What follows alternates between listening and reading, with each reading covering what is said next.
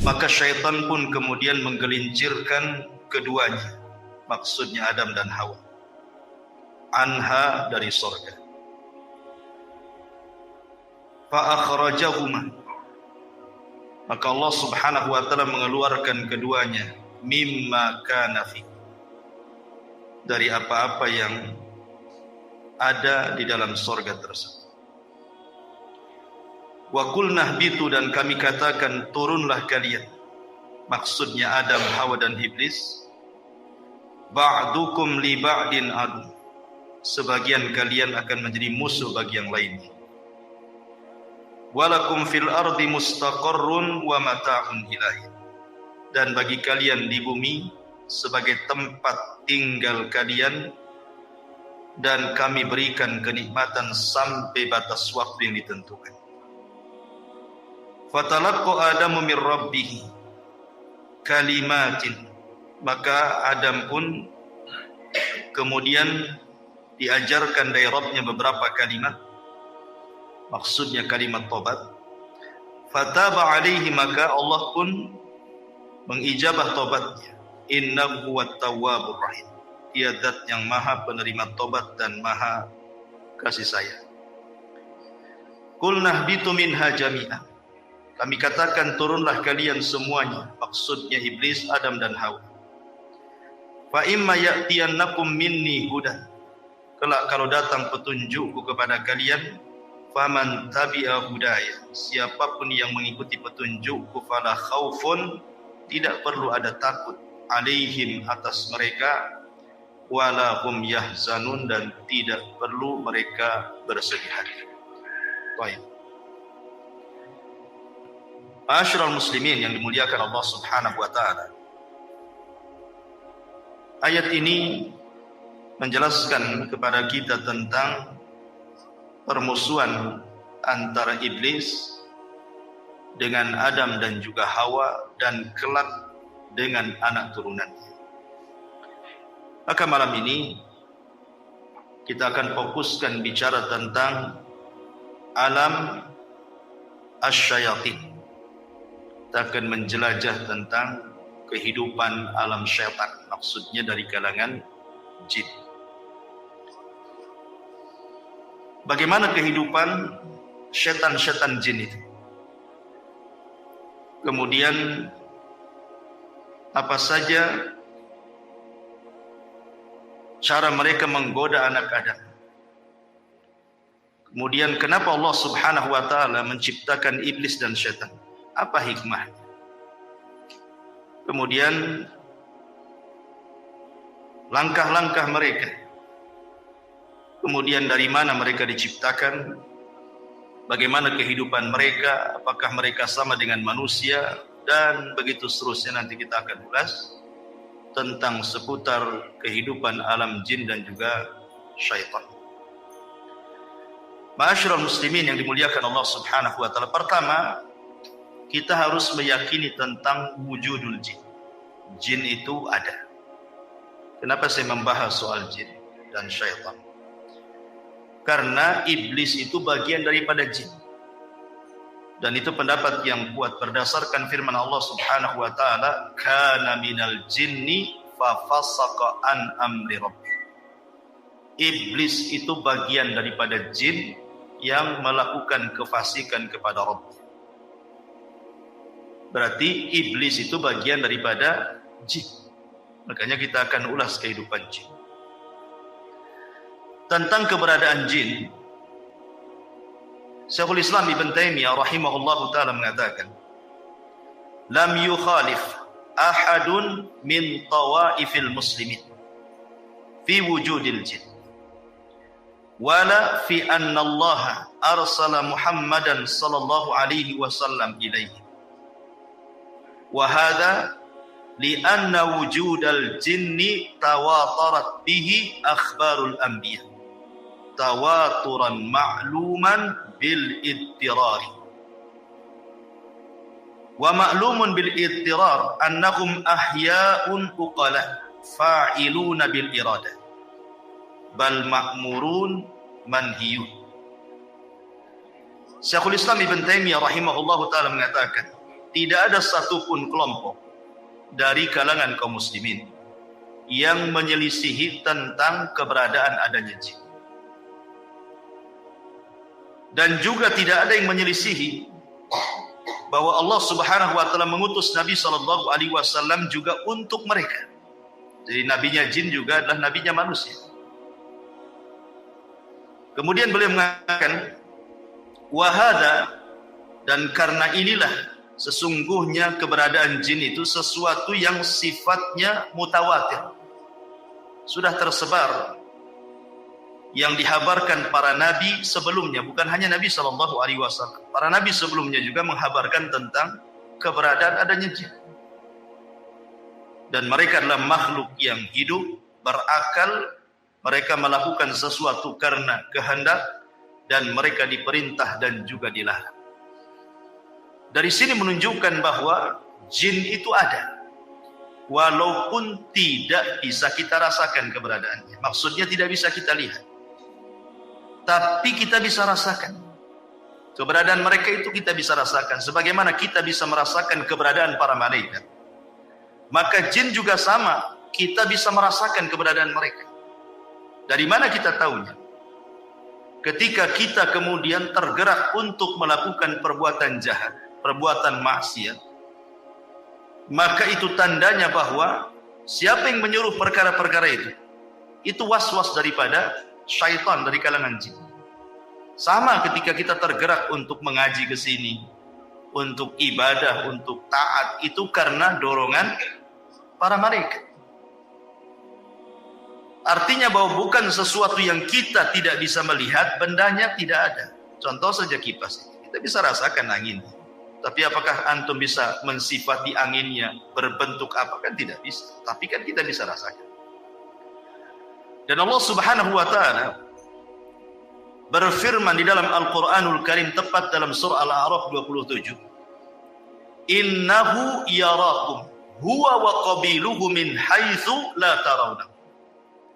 Sesungguhnya mereka, maksudnya kalangan jin itu, mampu melihat kalian, dia maksudnya iblis dan seluruh kabilah-kabilah jin, dari tempat yang kalian tidak mampu melihat mereka. Makanya jin kenapa disebut jin? Lijtinanihim au istitarihim. Maksudnya kenapa disebut jin itu? Karena tertutup.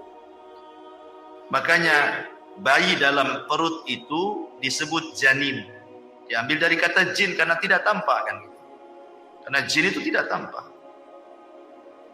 Ma'asyiral muslimin yang dimuliakan Allah Subhanahu wa taala. Akan tetapi walaupun sebagian ataupun seluruh manusia tidak sanggup melihat jin, tapi ada sebagian hewan mereka melihat jin. Kita manusia memang tidak ditakdirkan mampu melihat mereka dan mereka melihat kita, tapi ada sebagian hewan itu mampu melihat jin. Seperti dalam hadis Nabi sallallahu alaihi wasallam.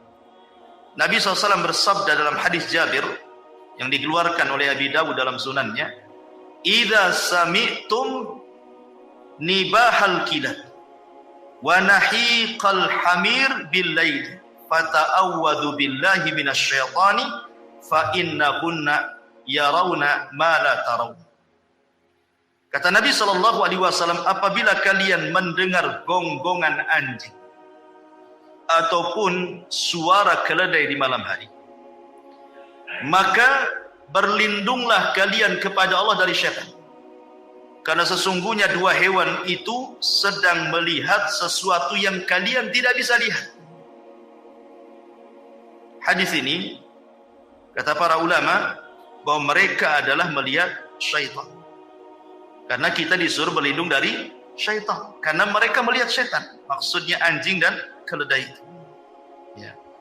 Artinya ada sebagian hewan itu yang ditakdirkan oleh Allah Subhanahu wa taala melihat mereka.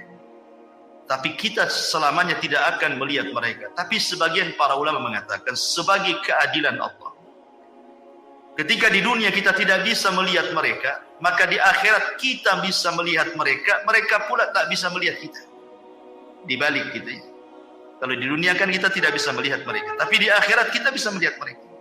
Itu ada sebagian ulama mengatakan seperti itu.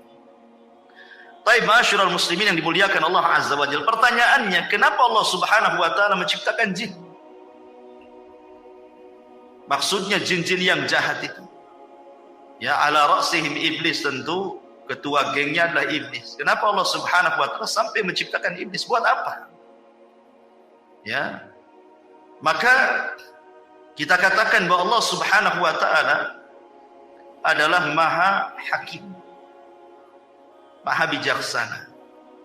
Artinya seluruh perbuatannya didasari karena sebuah hikmah. Jadi Allah Subhanahu wa taala ketika menciptakan sesuatu itu tidak ada yang sia-sia. Tetapi ada hikmah di balik penciptaan. Walaupun menurut kita, buat apa Allah menciptakan keburukan, menciptakan iblis? Buat apa? Nyesatin orang saja kan itu. Tapi sekali lagi bahwa Allah Subhanahu wa taala punya hikmah al-balighah yang jelas, yang kita tidak tahu. Tapi yang jelas bahwa syaitan diciptakan oleh Allah Subhanahu wa taala, iblis dan keturunannya atau kabilah-kabilahnya, jin-jin yang jahat itu diciptakan oleh Allah Subhanahu wa taala, memang ditakdirkan untuk menyesatkan umat manusia.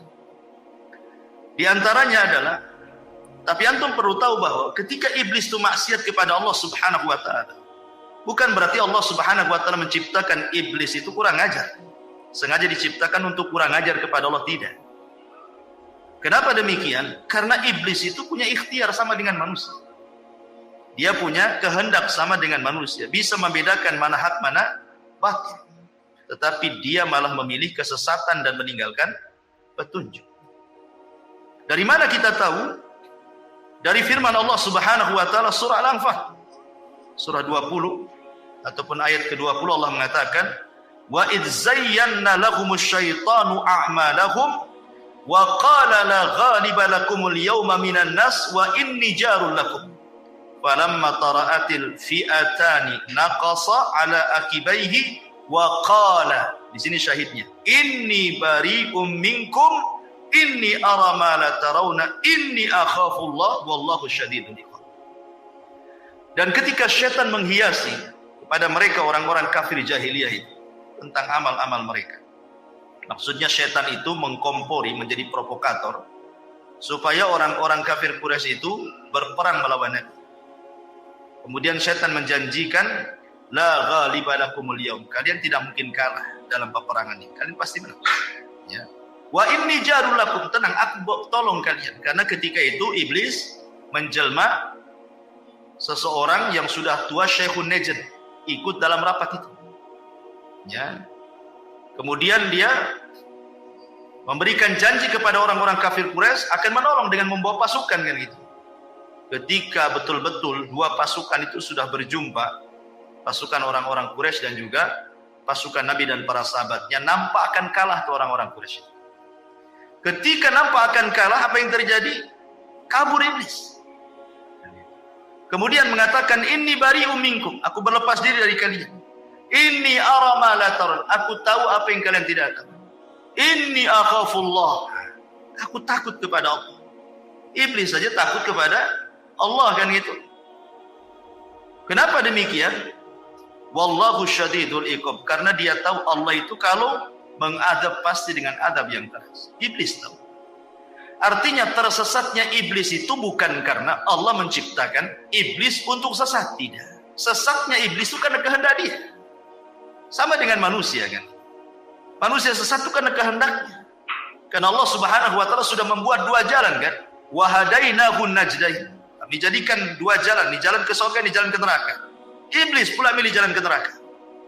Berarti bukan karena kehendak Allah. Bukan Allah sengaja menciptakan iblis untuk sesat gitu. Jadi kesesatan iblis itu karena ikhtiar dia. Ya. Ma'asyiral muslimin yang dimuliakan Allah Subhanahu wa taala. Dan di antara hikmahnya yang disebutkan para ulama. Kenapa Allah Subhanahu wa taala menciptakan iblis, jin, syaitan dan yang semacamnya? Pertama, idharu qudratillahi azza wa jalla. Allah ingin menampakkan kuasanya. Allah ingin menampakkan kekuasaannya kepada makhluk. Di mana Allah Subhanahu wa taala sanggup menciptakan malaikat dari cahaya. Allah sanggup menciptakan Adam dari tanah, dan Allah pun sanggup menciptakan jin, syaitan dari api. Artinya ini kekuasaan Allah. Allah hendak menampakkan kekuasaannya bahwa Allah bisa menciptakan sekehendaknya yang tidak bisa dilakukan siapapun. Kemudian yang kedua, al-fitnatu lil bashar. Di antara hikmahnya adalah memang Allah ciptakan jin dan atas kehendaknya kemudian dia tersesat, Allah sengaja untuk menjadikan fitnah bagi manusia. Karena dengan adanya syaitan dan dia menjadi fitnah bagi manusia, maka disinilah nampak Allah Subhanahu wa taala hendak menguji mereka. Apakah manusia itu jujur? Apakah mereka tidak jujur dalam keimanan? Maka harus diuji kan.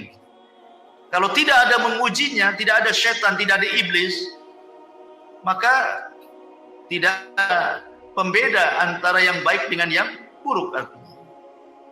Dan buat apa juga Allah menciptakan neraka dan surga kalau begitu? Sehingga memang tujuannya adalah untuk memfitnah manusia.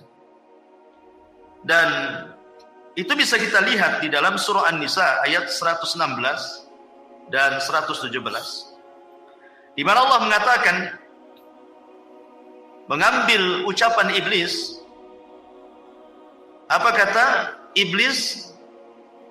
La takhidanna min ibadika nasiban mafruḍa wa la udhillannahum wa la umanniyannahum wa la amurannahum fala yubattikunna adhanal an'am wa la amurannahum fala yughayyiranna khalqallah wa man yattakhidhish syaitana waliyan min dunillah faqad khasira khusranan mubina.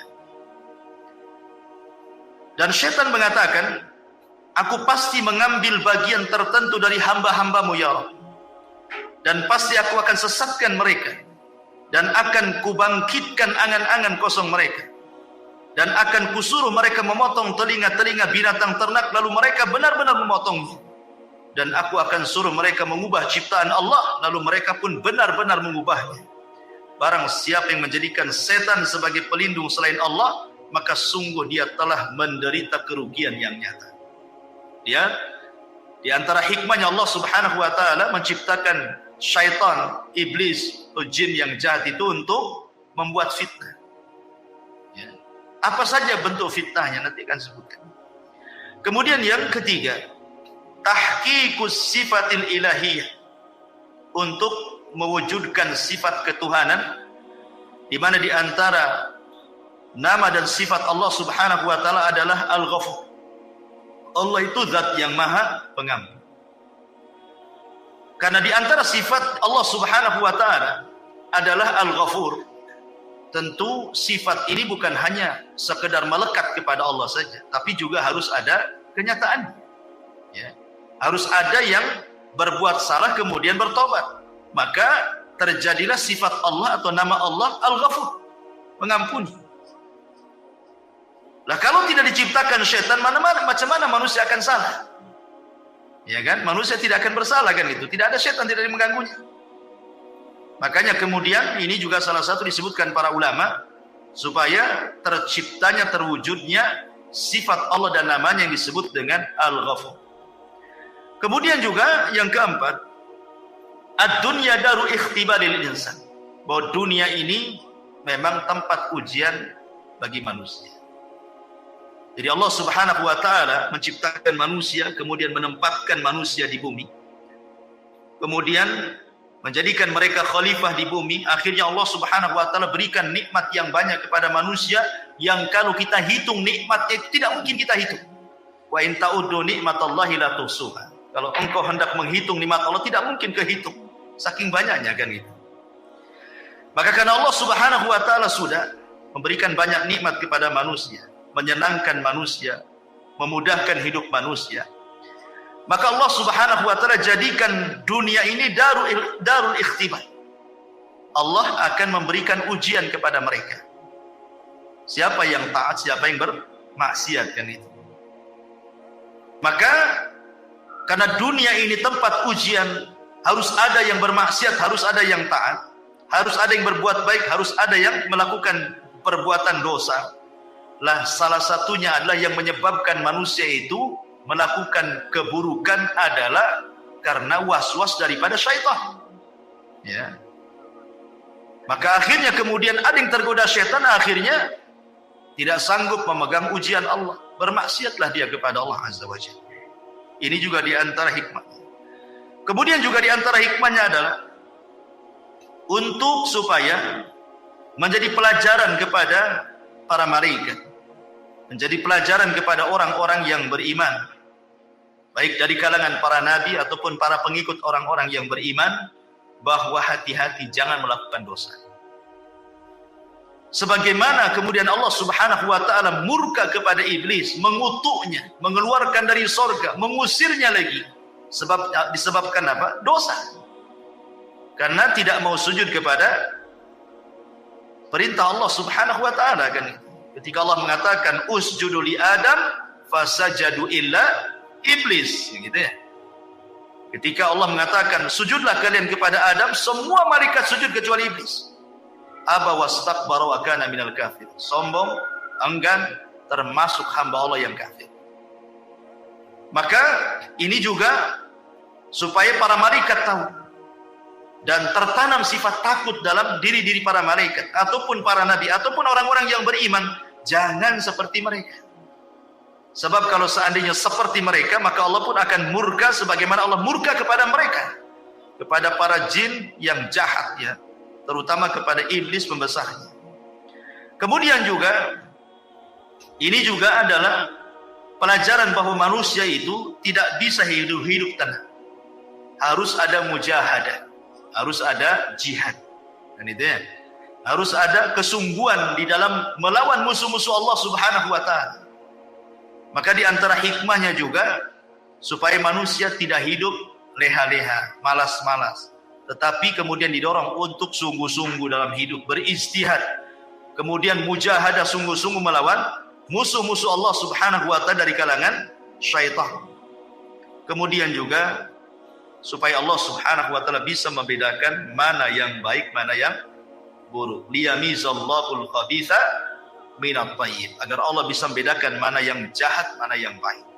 Itu di antara hikmah-hikmahnya dan banyak disebutkan para ulama. Ma'asyiral muslimin yang dimuliakan Allah Subhanahu wa taala, ingat bahwa syaitan sudah berjanji di hadapan Allah Subhanahu wa taala, bahkan bersumpah. Apa sumpahnya? Syaitan mengatakan fa bi izzatika la ughwiyannahum ajmain. Demi kemuliaanmu ya Allah, ya, la ughwiyannahum ajmain, aku akan sesatkan semua anak turunan Adam tanpa terkecuali. Kemudian di ayat yang lain, bagaimana usaha syaitan ini?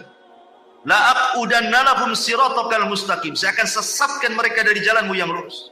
Tsumma la atiyannahum, sungguh aku akan datangi mereka min baini aidihim, dari depan mereka, wa min khalfihim, dari belakang mereka, wa an aimanim, dari kanan mereka, wa an syamailim, dari kiri mereka, wala tajidu aktsarahum syakir, sampai engkau akan dapati kebanyakan mereka tidak akan menjadi hamba yang bersyukur kepada-Mu. Ya. Jadi dari sini menunjukkan bahwa iblis antaranya itu dari jin-jin yang jahat, dari kalangan syaitan itu, mereka akan berusaha dari arah mana saja, ya, dari arah mana saja, dengan cara apa saja untuk menyesatkan anak Adam, baik dengan jalur yang baik ataupun dengan jalur yang jahat. Ulama menyebutkan bahwa di antara langkah syaitan atau khutuwati syaitan itu ada 7. Ya, di antara langkah-langkah syaitan itu ada 7. Yang pertama, syaitan itu akan membuat manusia kalau tidak kufur musyrik, disuruh menyekutukan Allah Subhanahu wa taala atau melakukan kekufuran. Makanya kemudian dalam surah Yasin 60 Allah mengatakan, alam ahad ilaikum ya bani Adam alla ta'budu syaitan innahu lakum aduwwum mubin. Bukankah aku sudah mengikat perjanjian kepada kalian wahai anak Adam, jangan sembah syaitan, karena dia musuh kalian yang nyata. Allah sudah mewanti-wanti, jangan sembah syaitan, karena memang syaitan itu berusaha supaya manusia menyembah dia. Makanya kemudian Nabi Ibrahim alaihi salatu wassalam mengatakan kepada ayahnya, ya abati la ta'budi syaitan. Wahai ayahku, jangan sembah syaitan. Karena tujuan syaitan itu bagaimana manusia menyembah, melakukan kesyirikan dan kekufuran. Tapi kalau tidak berhasil, tauhidnya kuat, ya, maka syaitan akan masuk ke langkah kedua. Bagaimana orang itu dibuat melakukan bid'ah, ya. Bagaimana orang itu menyelisihi Nabi, menyelisihi sunnah-sunnah, menyelisih petunjuk-petunjuk. Akhirnya kemudian disesatkan dari jalan Nabi SAW. Maka mereka berusaha untuk mengacau manusia supaya jauh dari petunjuk Nabi. Makanya ketika kita bicara tentang hadis haud, hadis telaga, ada sekelompok orang itu yang tidak boleh minum, dicegat malaikat, diusir. Kemudian dikatakan oleh Nabi SAW, ummati ummati ya Rabb, mereka umatku, biarkan minum.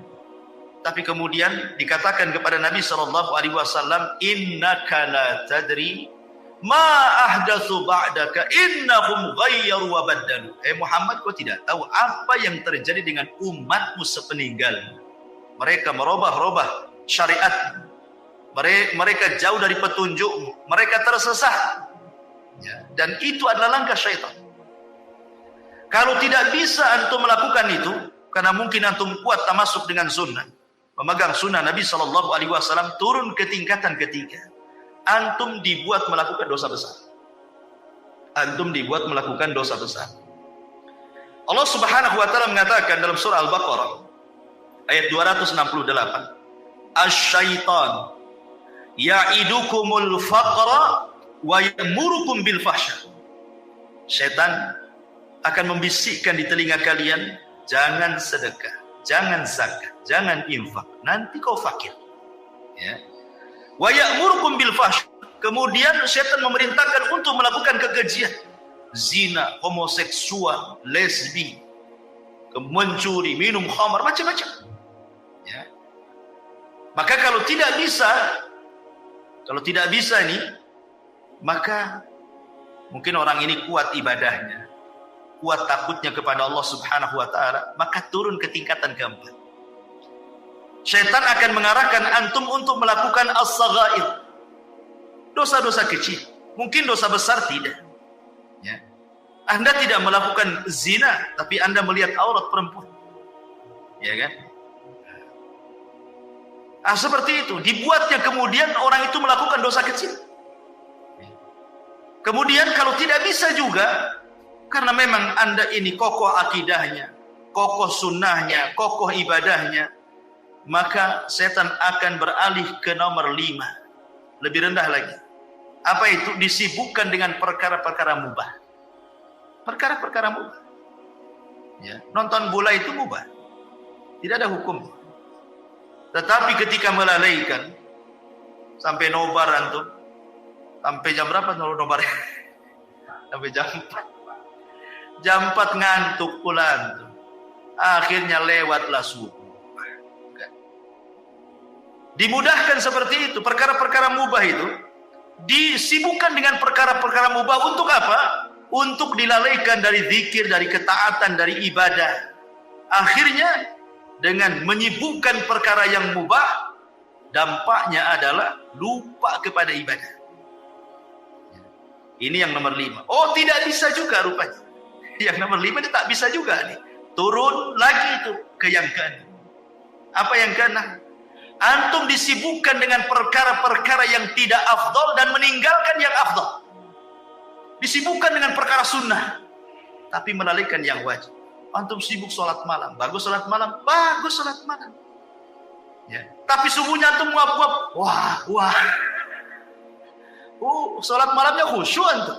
Masya Allah, Al-Baqarah antum baca. Ya. Khusyuk sholat malamnya, subuhnya pula kelihap-kelihap nggak jelas.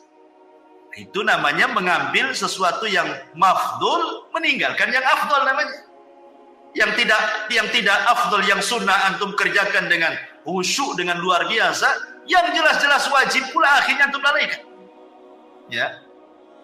Oh, ini tak bisa juga nih. Yang terakhir nih setan.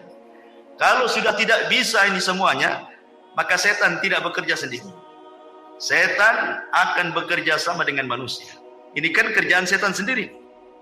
Dia sudah nggak sanggup nih sendirian nih. Nah, ini harus dilawan rame-rame nih. Nah, kerjasamalah setan dengan manusia. Ya, kerjasama dengan dukun-dukun, dengan paranormal, dengan orang-orang jahat, orang-orang zalim gitu ya. Supaya menyakiti orang dengan lisannya, memukul orang, menyihir orang, dan begitu seterusnya. Ya, itu sudah puncak. Ya. Inilah yang disebut dengan khutuwati syaitan, langkah-langkah syaitan. Makanya Allah mengatakan wala tattabi'u khutuwati syaitan. Janganlah kalian mengikuti langkah-langkah syaitan yang 7. Kenapa? Innahu lakum aduwwum mubin. Karena dia adalah musuhmu yang nyata. Karena syaitan ini cerdas, terkadang dia masuk ke makanan, ya kan? Masuk ke makanan dia, supaya manusia perkara-perkara ibadah susah dimasukkan. Masuk soal makanan. Kita tahu bahwa makanan itulah yang menumbuhkan daging manusia. Yang mempengaruhi manusia itu makanan dan minuman. Maka setan berusaha bagaimana kemudian orang ini memasukkan makanan yang haram, minuman yang haram, entah zatnya haram atau cara mengambilnya dengan cara haram. Supaya kalau nanti dia berdoa tidak mustajab lagi doanya. Sebagaimana hadis Nabi SAW ketika menyebutkan dzakara ar-rajul yutilus safar asy'atha akbar yamuddu yadayhi faqala ya rabbi, kata Rasulullah, mat'amu haramun wa mashrabu haramun wa malbasu haramun wa ghadiya bil haram kaifa yustajabul, kata Rasul. Ada orang yang berdoa tinggi-tinggi memelas, ya Rabb, ya Rabb. Dia sudah miskin, dia musafir, dia mengangkat kedua tangannya. Itu 4 perkara yang jelas-jelas mustajab doa itu. Mustajab doa itu 1, musafir. Musafir itu mustajab doa. Ya, makanya kalau ada musafir datang ke rumah antum, tamu dari jauh gitu ya, minta doanya, mustajab itu doanya. Ya. Kemudian yang kedua, fakir, miskin. Orang miskin itu mustajab doanya, karena kalau berdoa ikhlas orang miskin itu. Kemudian mengangkat kedua tangan. Rasul mengatakan innallaha hayyun karim yastahyi idza rafa'a yadayhi yastahyi li 'abdin idza rafa'a yadayhi an yaruddahu masifra. Allah itu zat yang maha malu tapi maha pemurah. Allah malu kalau ada hamba yang mengangkat tangan seperti ini berdoa, maksudnya doa masalah bukan doa ibadah. Kemudian Allah biarkan kosong tuh tangan. Allah malu. Ya. Kemudian yang keempat, memelas. Ya. Karena di antara asbab mustajab doa kata Rasul itu memelas, terus mengeluh, itu salah satu mustajab doa. Artinya orang ini punya 4 syarat harusnya diijabahkan doanya, tapi tidak diijabah juga. Kenapa? Ya kata Rasul, bagaimana akan diijabah? Makanannya, minumannya, ya kan, dari yang haram, pakaiannya dari yang haram, dibesarkan dari benda yang haram. Fa kaifa yustajabul? Bagaimana akan dikabulkan? Lah setan masuk dari jalur ini. Ya. Dia berusaha untuk mengacau makanan orang.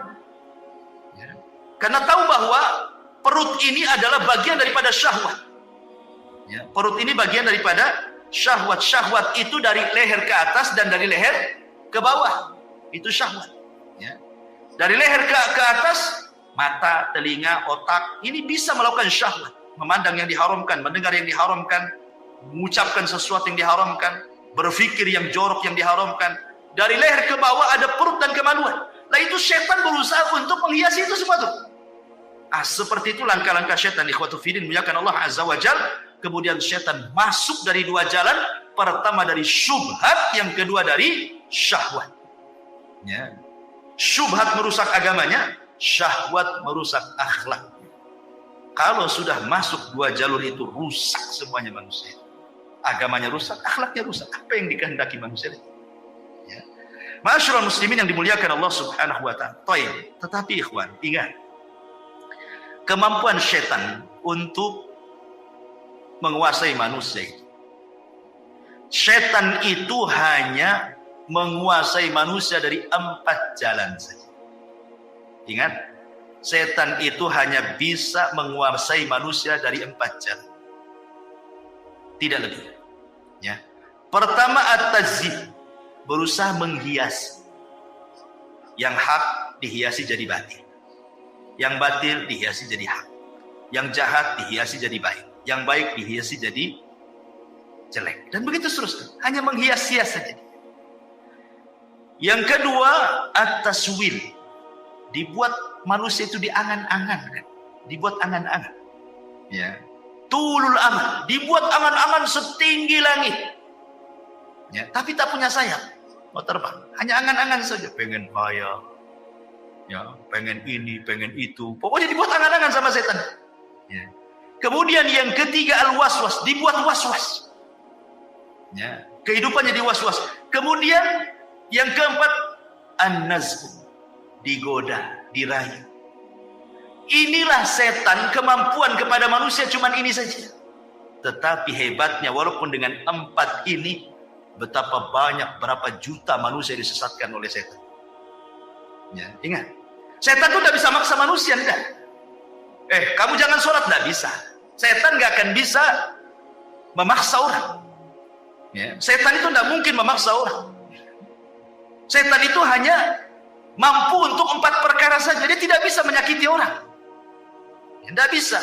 Jadi menyesatkan Bani Adam itu cuma dari 4 ini saja. Tapi dengan 4 perkara ini, subhanallah, jutaan manusia tersesatkan. Hebatnya setan. Mana dalilnya? Pertama, surah Al-A'raf ayat 200. Allah mengatakan, wa imma yanzaghannaka minasyaitani nazghun fasta'idz billah innahu sami'un 'alim. Dan jika setan dan menggodamu, ini pertama menggoda nih. Ya, gimana lah orang menggoda? Kan antum tahu menggoda istri antum kan antum tahu. Ya, istri goda antum pengen uang kan tahulah, paham. Itulah arti menggoda. Ya. Lah setan tuh goda kita juga gitu. Maksiat, jangan tidur, maksiat sana. Kan digoda-goda kan? Ya.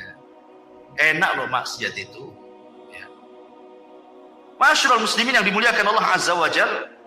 Kemudian Allah mengatakan, jika setan datang menggodamu, maka berlindunglah kepada Allah, sungguh Dia Maha mendengar lagi Maha mengetahui. Ini yang pertama. Yang kedua, Allah mengatakan dalam surah Al-Anfal ayat 48. Ya. Allah mengatakan, wa idz zayyana lahumus syaitan. Ingatlah ketika setan menjadikan terasa indah bagi mereka perbuatan dosa. Jadi tugas setan mengindah-indahkan saja.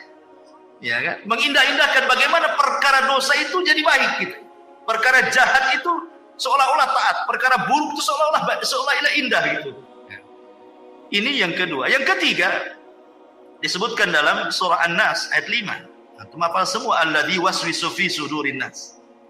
Dialah yang memberikan was-was, dorongan-dorongan, bisikan-bisikan, ya. Kemudian yang terakhir dalam surah Muhammad ayat 25. Allah mengatakan, innal ladzina irtaddu ala adbarihim min ba'di ma tabayyana lahumul huda asyaitanu sawwala lahum wa amla lahum. Apa katanya? Sesungguhnya orang-orang yang berbalik kepada kekafiran setelah petunjuk itu jelas bagi mereka, setanlah yang telah merayu mereka dan memanjangkan angan-angan mereka. Ya, jadi setan itu saya ulangi dari 4 cara itu menyesatkan orang itu. Pertama menghiasi, yang kedua membuat angan-angan, yang ketiga membuat was-was, yang ketiga menggoda-goda. Tapi dengan 4 cara ini, betapa banyak kemudian kemaksiatan yang terjadi. Pembunuhan, perzinahan, minum khamr, ya kan, kejahatan, penghinaan, cacian, makian, merendahkan, ghibah, namimah, macam-macam dosa keluar tuh. Ya kan? Lihat ketika Qabil membunuh Habil. Siapa yang ngasih waswas Qabil? Syaitan. Bil, tengoklah tuh cewek yang akan kau nikahi. Tengok pula kembaranmu cantik mana, kan begitu. Tengoknya kembarannya lebih cantik. Tengok kembaran Habil kok tak cantik. Tak mau saya. Kan gitu ya. Dia digoda. Coba bayangkan. Akhirnya berakhir apa? Dibunuh pula si Habil. Hanya gara-gara godaan bisa bunuh orang. Ya. Hanya gara-gara godaan bisa bunuh orang. Ingat kisah Abid Bani Israel yang dititipi seorang wanita. Ya, awalnya baik-baik saja, tapi naruh makanan di depan pintu. Setan datang. Kok ini ulama Bani Israel? Tak sopan kau naruh makan di depan pintu. ketuklah pintunya, ucapkan salam, nanti mati kau tak tahu katanya. Akhirnya ngetuk pintu, selama itu dia tidak pernah mendengar suara perempuan. Coba. Ketika assalamualaikum, dia waalaikumsalam, setan masuk. Oh, indah juga itu suaranya. Baru suaranya. Kadang-kadang suara itu menipu. Dulu belum ada televisi, masih pakai radio. Antum dengar suara perempuan siaran di radio itu, kayaknya indah suara, cantik, padahal orang hitam. Ya, jelek kan? Kadang-kadang orang kan terpengaruh dengan suara kan? Ya, kan? Mulailah dia. Setan datang lagi, tak sopan lah. Saya hanya naruh ngetuk pintu. Tanyalah kebutuhannya, mungkin dia butuh apa-apa. Dia tanya. Ya. Akhirnya ditanya, bagaimana kondisimu, baik, apa butuhmu, ini. Lama-lama, kata setan, tak bagus juga. Dia sudah lama ditinggalkan saudaranya, dia pun perlu ngobrol, boring, stres katanya. Akhirnya ngobrol, zina, hamil. Setelah hamil apa? Setan ngomong, nanti kalau saudaranya datang dari jihad, tahu kau yang menghamilinya, kau akan dibunuh. Kalau kau ingin selamat, bunuh bayinya, hilangkan barang buktinya. Nah, mulai membunuh. Ya, sudah dibunuh bayinya, datang pula setan. Apa wanita itu tidak akan cerita sama saudaranya? Pasti cerita juga tuh. Sebaiknya kau bunuh juga daripada kau dibunuh. Dibunuh semuanya, habis sebenarnya. Sampai di sini tidak juga. Akhirnya saudaranya datang dari jihad, nanya adik. Kata setan, berdusta saja. Ya, bilang saja pergi, entah kemana. Dibilangnya tidak ada pergi. Ya percaya saja yang ngomong ustaz, ya, yang ngomong ahli ibadah. Ibadahnya orang yang paling khusyuk di Bani Israel. Ya percaya saja lah. Rupanya saudaranya pulang, setan masuk ke saudaranya dalam mimpi. Dikasih tahu bahwa yang membunuh adalah si pendeta itu. Oh, marah saudaranya. Berangkat dia. Sebelum datang setan pula datang ke pendetanya. Itu saudaranya sudah datang bawa pedang tuh. Membunuh kamu. Kau ingin selamat? Gampang, sujud sama aku. Sujud dia. Datang saudara ditebas kepalanya. Lagi sujud sama setan, mati dia. Subhanallah. Tuh, bayangkan kan, khutuwatus syaitan. Ya, macam-macam dosa dilakukan dia sampai ke tingkat kufur menyembah setan. Begitulah setan menggoda anak Adam, ma'asyiral muslimin yang dimuliakan Allah Azza wa Jalla. Dari sini kita harus mengenal, setelah kita tahu langkah-langkahnya, maka kita harus tahu juga waktu-waktu setan. Kemudian tempat-tempat setan. Harus mengenal bagaimana setan bermuamalah dengan manusia. Kita harus kenal supaya kita bisa menjauhi. Adapun waktu-waktu setan, pernah saya jelaskan bahwa waktu setan itu ada 3. Pertama, mendekati waktu maghrib. Nabi SAW bersabda dalam sebuah hadis bahwa apabila datang menjelang maghrib, istajnahal lailu, idastajnahal lailu, au kana janhul laili, fakuffu sibyanakum fa inna syaitan tantashiru hina idin.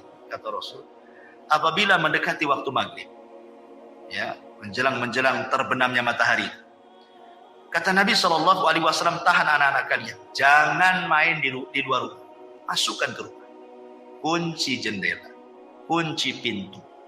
Itu setan lagi menyebar di mana-mana.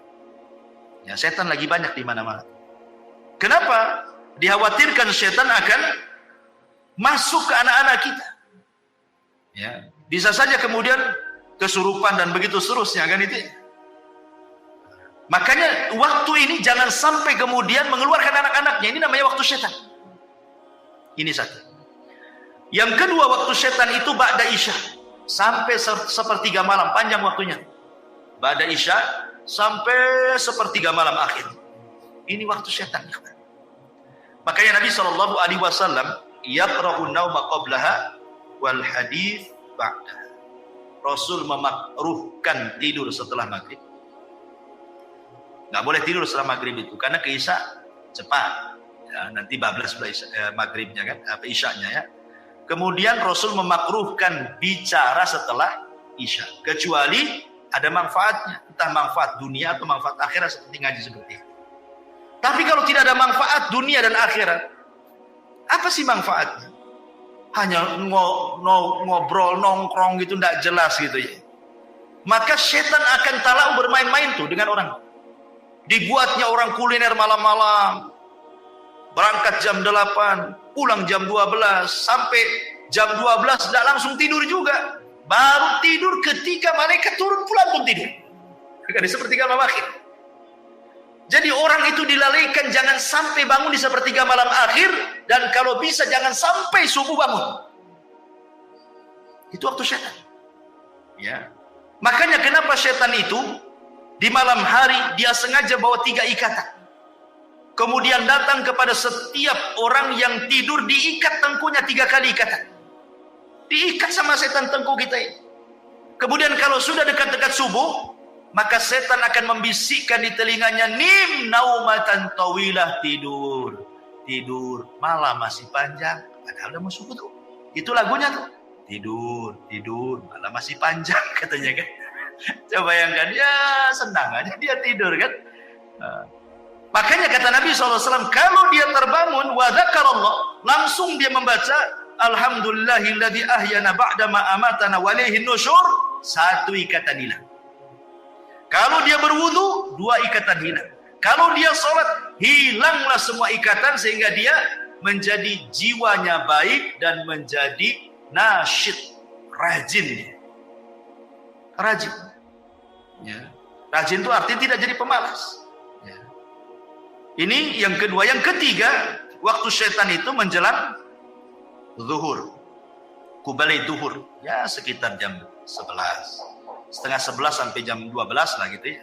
Itu namanya waktu syaitan. Dari situlah Nabi SAW mengatakan apa? Kilu fa inna syaitana la yakin. Tidurlah siang karena setan tidak pernah tidur siang. Ya bukan tidur betulan, tidur ya mungkin 10 menit jadilah, walaupun ya sleep chicken. Tidur biasa saja walaupun tak nyenyak gitu. Bahkan menurut penelitian Profesor Amerika itu, orang yang membiasakan tidur siang menjelang zuhur itu ya antara jam 11 gitu ya, tidur 10 menit jadilah. Walaupun tidak tidur beneran, rebahan-rebahan itu, maka akan dijauhkan dari stroke dan akan diperbaiki jantung, kata mereka. Ya, walaupun nggak diteliti orang, kita yakin bahwa setiap perintah itu ada hikmah. Sami'na wa ata'na, selesai. Ya, artinya sekali-kali gitu. Kita melakukan sunnah ini. Ini disebut dengan waktu-waktu syaitan. Ya. Ada juga waktu-waktu yang kita disuruh untuk isti'adzah. Ya. Kapan itu? Pertama, waktu marah. Ini syaitan masuk ke badan kita. Orang marah itu setannya masuk. Waktul ghadab. Makanya kenapa kata Nabi SAW, apabila engkau marah dalam posisi berdiri, duduk. Kalau masih marah juga, baring. Kalau masih marah juga, wudu. Masih marah juga, sholat. Masih marah juga, tak tahulah, memang pemarah dia. Artinya sudah macam-macam nih kan. Jadi tahap-tahapan Nabi SAW itu sudah dikasih tahu. Ya. Kemudian yang kedua, waktu syahwat. Waktu ketika orang itu syahwatnya bangkit. Istiadah kepada Allah Subhanahu wa ta'ala. Apalagi anak-anak muda yang belum kawin, bahaya. Maka disuruh puasa untuk meredakan syahwat. Kemudian juga qabla shalah, menjelang waktu salat. Biasanya setan datang tuh. Kemudian diberatkan kaki melangkah untuk salat. Istiadah kepada Allah Azza wa Jalla. Ya. Kemudian yang keempat, al-iqdam ala a'malis salihati. Ketika hendak melakukan sebuah kebaikan. Entah mau kerja bakti di masjid gitu ya. Entah mau sedekah, entah mau apa, pokoknya ada saja. Enggak bisa lewat dia, lewat istrinya. Bang, jangan sedekah dulu lah, Bang. Kenapa deh? Ambillah motor dulu. Kan gitu. Jadi nggak bisa lewat dia, lewat istrinya kan itu. Jadi dia setan itu berusaha, makanya waktu-waktu seperti ini istiadah termasuk indan naum, menjelang tidur. Makanya Nabi SAW meruqyah dirinya dengan membaca 3 qul, kemudian mengoles-ngoles badannya, mengusap dari atas kepala sampai kaki. Untuk apa? Supaya jangan diganggu syaitan. Makanya Rasul itu memberikan irsyad kepada kita berwudu, ya kan? Sebelum tidur. Kemudian membaca 3 qul, 3 kali diusapkan semua badan. Ya, kemudian kalau kita ingin bertasbih, tasbih 33 kali, tahmid 33 kali, takbir 34 kali, kan gitu ya. Baca ayat kursi. Maka orang yang sebelum tidur seperti ini, ikhwan, saat tidur itu malaikat akan ada di samping kiri kanan kita. Setiap kita guling ke kiri, maka malaikat sebelah kiri akan mengatakan Allahumma gfirlahu, Allahumma arhamhu. Ya Allah ampuni orang ini, ya Allah rahmati orang. Kalau berguling lagi ke kanan, malaikat sebelah kanan ngomong gitu juga. Sampai dia bangun. Coba bayangkan, seandainya Allah takdirkan dia meninggal. Meninggal dalam posisi dia sedang didoakan malaikat. Ya kan? Tapi kalau nggak berdoa ya samping kirinya setan lah. Apalagi dibuat mimpi-mimpi buruk lagi mimpinya, jatuh dari atas ranjang. Baik, masyaallah muslimin yang dimuliakan Allah Azza wa Jalla.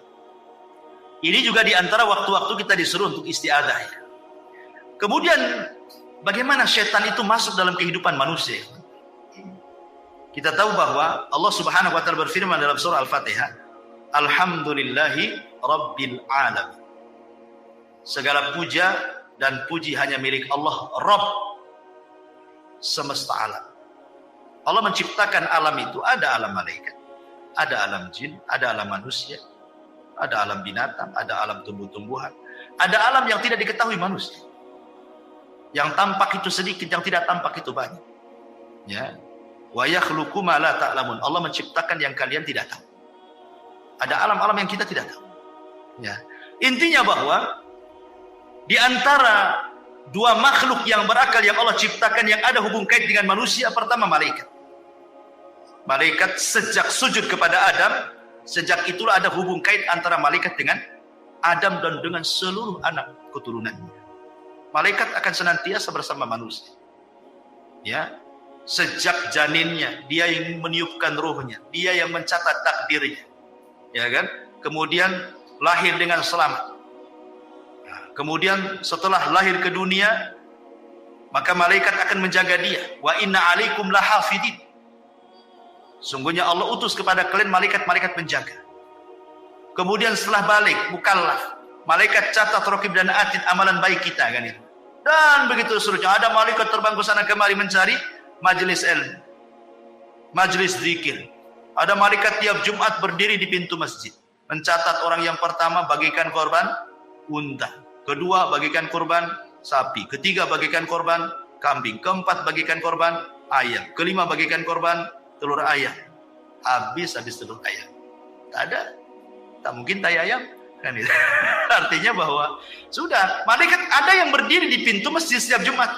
Jadi malaikat itu memang ada hubung kait dengan kita semuanya.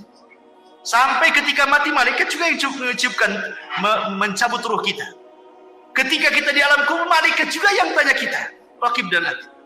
Dan begitu sampai masuk ke dalam sorga, yang bukakan pintu sorga juga malaikat ribuan. Dan begitu seterusnya. Malaikat nggak akan lepas dari manusia. Sejak hidup sampai mati, sampai masuk sorga atau masuk neraka.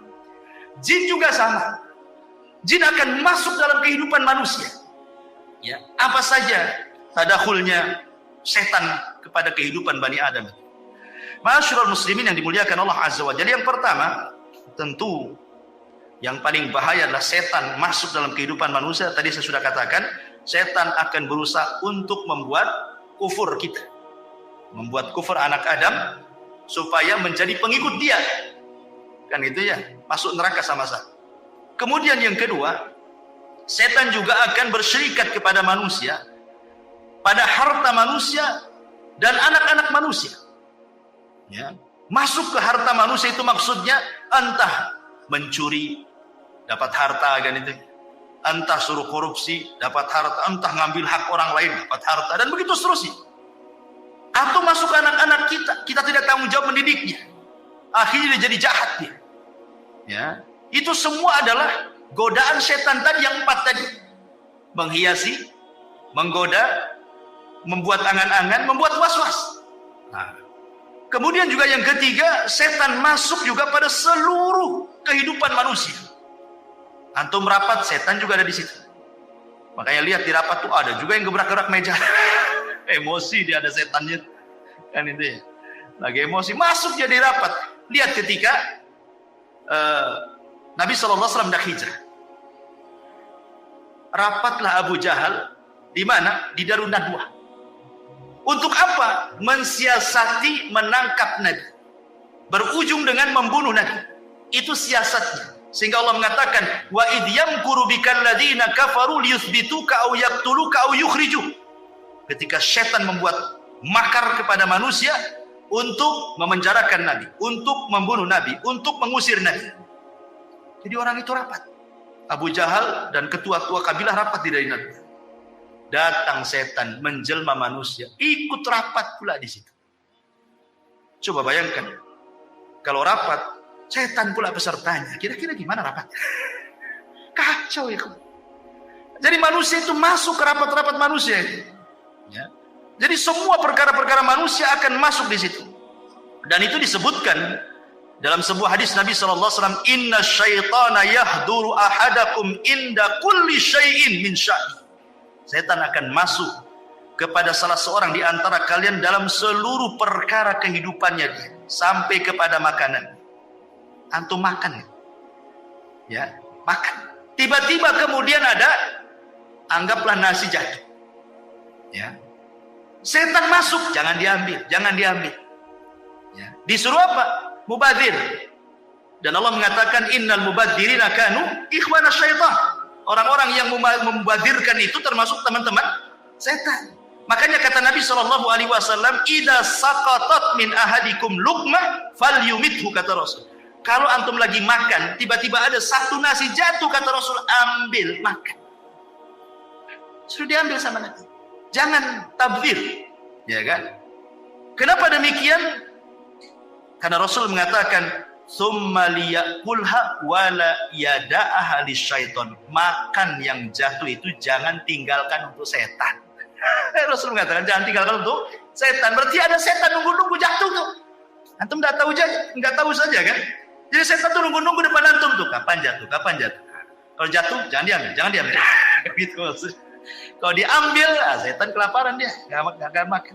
Tapi kalau antum yang masuk lebih sedikit daripada yang keluar, senanglah setan. Ya. Jadi jangan tabdzir, mubadzir. Apa banyak sekarang naudzubillah, kita lindung kepada Allah. Terkadang kita sendiri mengalami di rumah-rumah kita. Kadang istri kita masak ini baru lebih.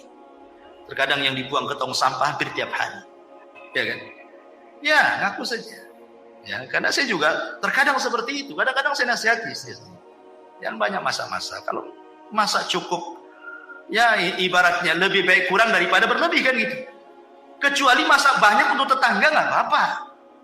Ya. Kalau untuk dimakan kemudian sampai sayur dibuang karena basi nggak kemakan, nasi dibuang hampir tiap hari, ya Allah kan.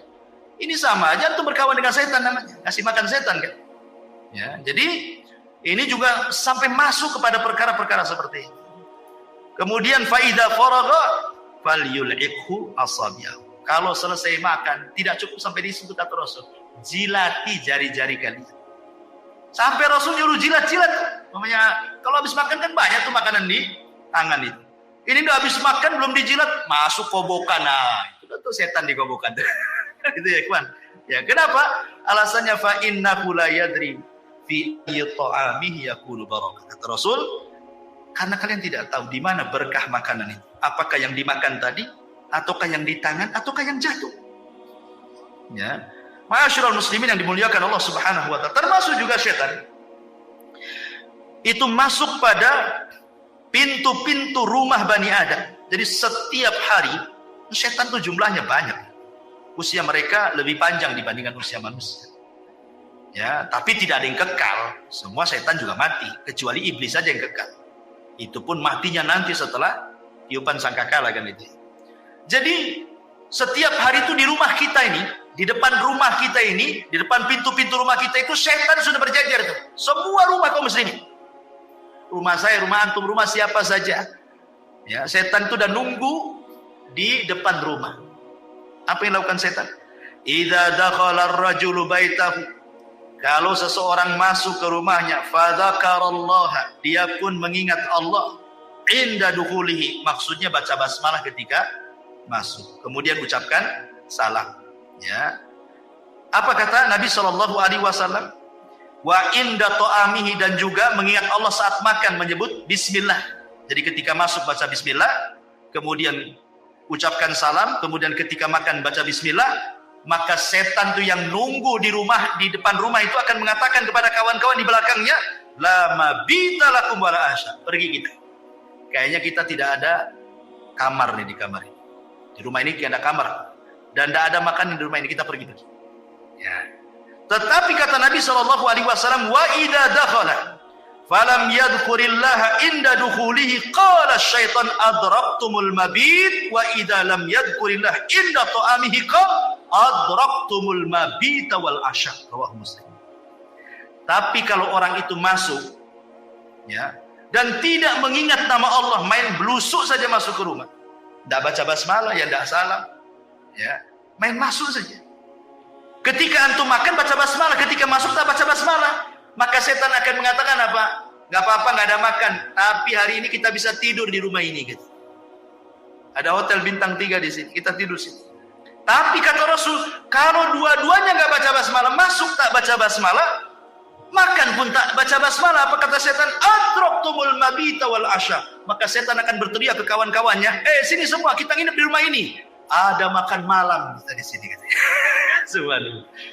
Ya, bagaimana setan masuk loh ke rumah kita setiap hari. Ya. Ini kemudian juga contoh yang lainnya. Ya. Setan juga berusaha untuk masuk pada hubungan suami istri. Apa kata Nabi SAW? Lau anna ahadakum idza ata ahlaha qala faqudiya bainahuma waladun lam yadurhu syaitan. Kalau seandainya salah seorang di antara kalian mendatangi keluarga, artinya melakukan hubungan, dan sebelum Anda melakukan hubungan Anda mengatakan bismillah, ya Allah jauhkan kami dari syaitan dan jauhkan syaitan dari apa yang kau akan rizkikan kepada kami. Kemudian kita melakukan hubungan suami istri, maka syaitan tidak akan memadaratkan kita di situ. Artinya mafhum mukhalafahnya, kalau seandainya kita tidak baca ini, tidak ta'awud, tidak baca basmalah, berarti ya setan ikut terlibat di situlah maksudnya. Ya. Tapi bukan berarti kalau umpamanya tidak baca doa ini kemudian punya anak, berarti separuh setan separuh manusia. Nah, tidak ada, beda lah kan itu ya. Setan kan tercipta dari api, kita dari tanah. Ya. Jadi sudah beda bahan penciptaannya. Ya. Boleh jadi mungkin sifat-sifatnya kan itu. Baik. Kemudian setan juga berusaha untuk yufsid 'alan nas. Berusaha untuk merusak kesehatan manusia. Kesehatan. Merusak kesehatan biar sakit orang. Ya. Ini disebutkan oleh Nabi SAW. Inni la a'lamu kalimatan law qalaha la dhahaba anhu alladhi yajid. Law qala a'udzu billahi minasyaitonir rajim. Kemudian kata Nabi SAW, sungguhnya aku inni la a'lamu, sungguh aku mengetahui satu kalimat. Lau qalaha, kalau seseorang mengatakannya, la dhahaba anhu alladhi yajid, maka akan menghilangkan apapun yang ada dalam hatinya dari kemarahan, kedengkian dan begitu seterusnya. Lau qala a'udzu billahi minasyaitonir rajim, ketika dia mengucapkan a'udzu billahi minasyaitonir rajim.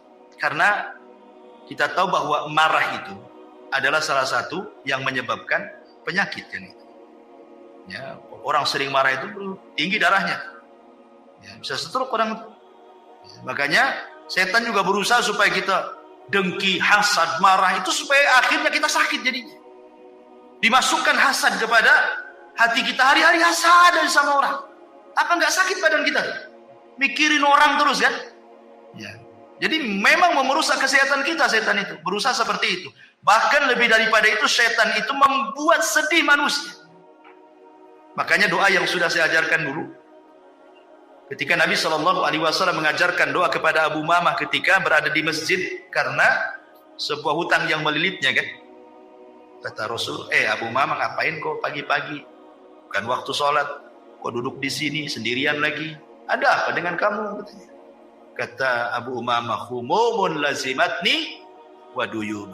Karena bingung aku Rasul. Banyak hutang aku Rasul. Apa kata Rasul? Gimana kalau ku ajarkan kepadamu beberapa kali? Maka akan menghilangkan kebingunganmu dan akan melunasi hutang-hutang. Maka Rasul mengatakan, Allahumma inni a'udzubika minal hammi wal hazan. Ini yang pertama diajarkan Rasul. Ya Allah, aku berlindung dari kamu dari ham, kebingungan, wal hazan, dan kesedihan. Karena bingung dan sedih ini salah satunya dibuat oleh setan. Dibuat oleh orang itu bingung sama setan. Dibuat orang itu sedih sama setan. Ya, jadi setan itu masuk dalam kebingungan. Makanya kita berlindung kepada Allah dari dua perkara ini. Ya.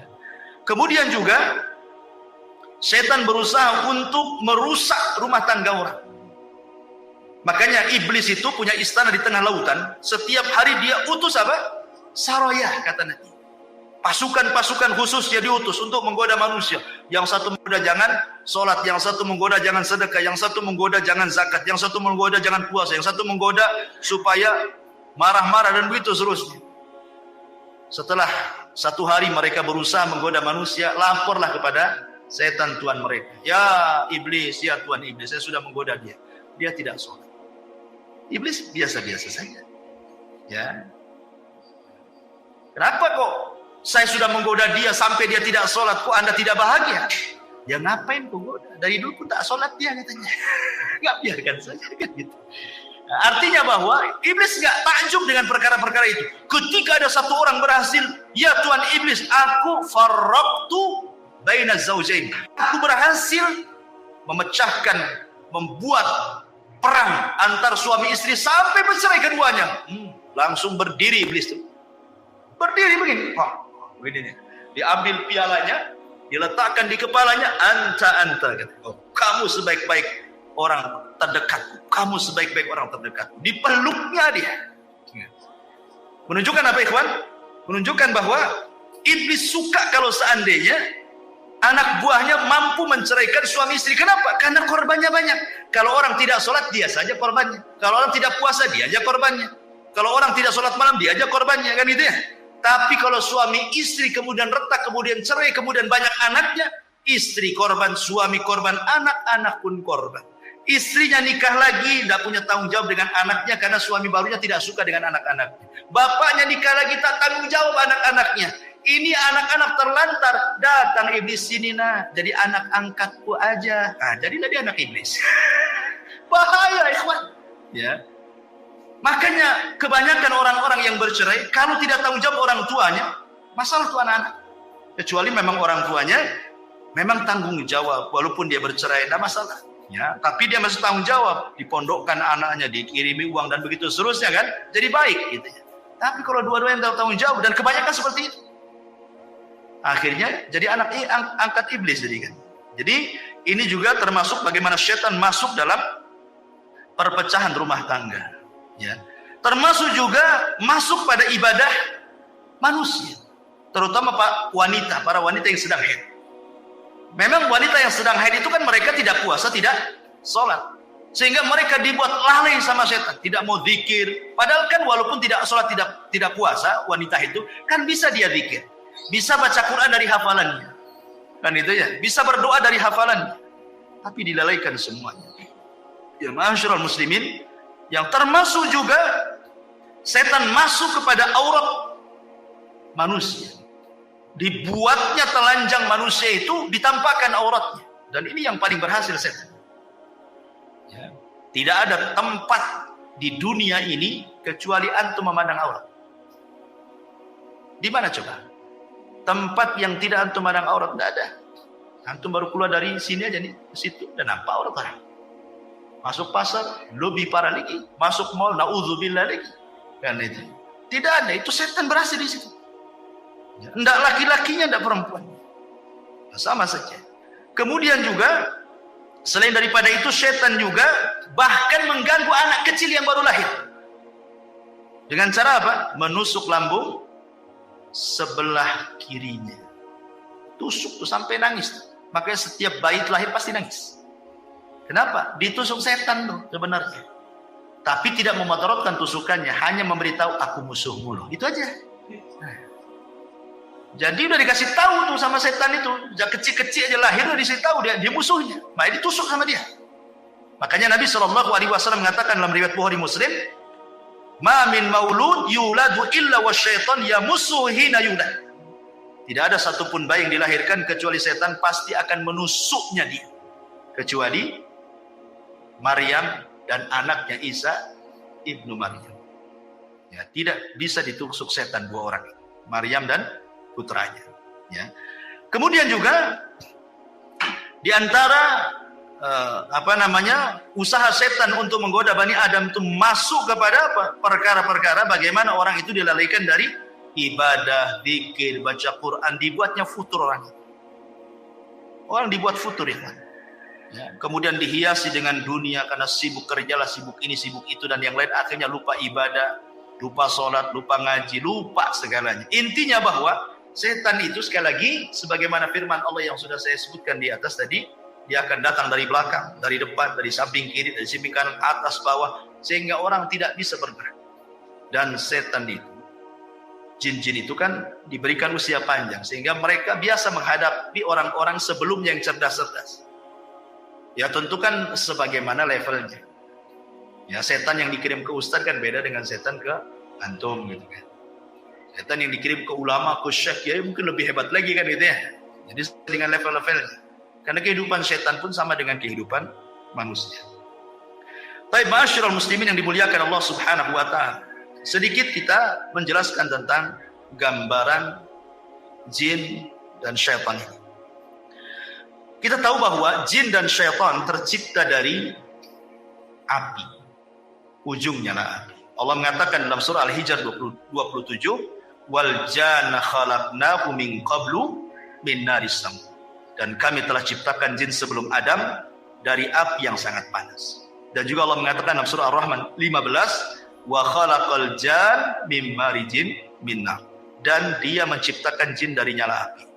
Dan juga Nabi SAW mengatakan khuliqatil malaikatu min nur wa khuliqal jan mim marijin min nar. Malaikat diciptakan dari cahaya, jin diciptakan dari nyala api. Dan jin diciptakan lebih dulu dibandingkan manusia. Dan malaikat diciptakan lebih dulu dibandingkan jin. Malaikat dulu diciptakan, kemudian jin, kemudian manusia. Adapun bentuk atau sebutan-sebutan jin dalam bahasa, sebagaimana disebutkan oleh Al-Imam Ibnu Abdul Bar dan yang lainnya, al-jinnu inda ahlil kalam wa ahlil ilmi bil lisan yanziluna ala maratibah. Jadi jin itu menurut ahli kalam dan para ulama bahasa, mereka membagi jin itu menjadi beberapa bagian.